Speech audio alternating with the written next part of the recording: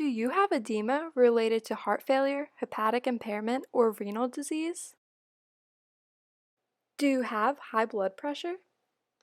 Do you have difficulty peeing even when you listen to the sounds of waterfalls? Then you need Lasix. Lasix increases renal excretion of water, sodium, chloride, magnesium, potassium, and calcium.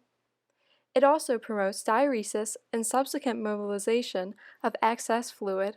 With Lasix, you will have decrease in edema, decrease in abdominal girth and weight, decrease in blood pressure, and an increase in urinary output. Do not take Lasix if you are allergic to it, have an alcohol intolerance, liver impairment, diabetes mellitus, anuria, electrolyte depletion, or if you are pregnant, planning to be, or breastfeeding. Do not take Lasix while experiencing low protein levels in the blood or severe renal impairment, as this increases the risk of ototoxicity.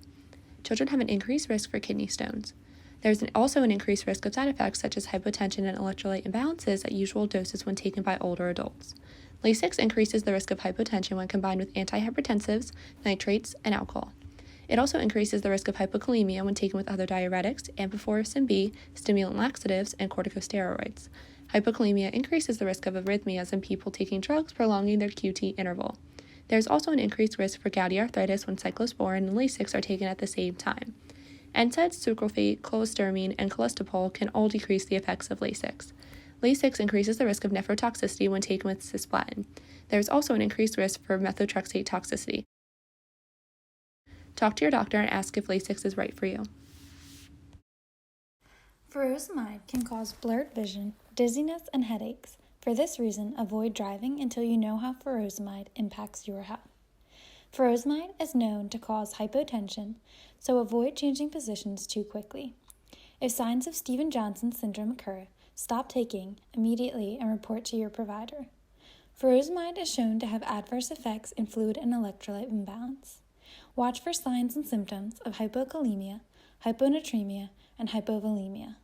This is not a complete list of side effects, and others may occur. Call your doctor for medical advice about side effects. You may report side effects to FDA at 1-800-FDA-1088. As a nurse, assess fluid status by monitoring daily weights, inputs and outputs, lung sounds, presence of edema, skin turgor, and mucous membranes. Notify healthcare provider if dry mouth, lethargy, thirst, hypotension, weakness, or oliguria occur. Monitor blood pressure and pulse before and during administration of Lasix. Diuretic use is associated with an increased risk for falls in older adults. Assess fall risks and implement prevention strategies such as ensuring call bell use and watching for orthostatic hypotension.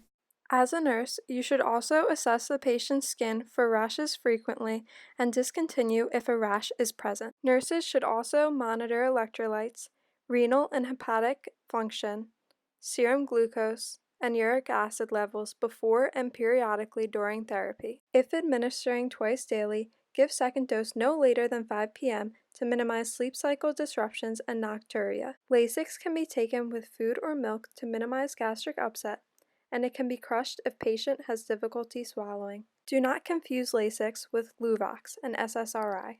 Take Lasix as directed and do not skip or double doses. Take Lasix in the morning to avoid disruption in sleep patterns. Change positions slowly to minimize orthostatic hypotension, a sudden drop in blood pressure.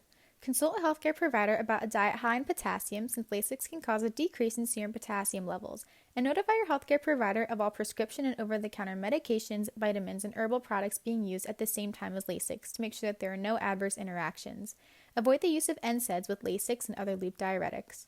Weigh yourself regularly and tell your healthcare provider if you gain more than 3 pounds in one day. Use sunscreen and protective clothing, as Lasix can cause photosensitivity. Contact your healthcare provider immediately if you develop a rash, muscle weakness, cramps, tinnitus, nausea, dizziness, numbness, or tingling of the extremities. Nausea, vomiting, and diarrhea can cause further fluid and electrolyte imbalances.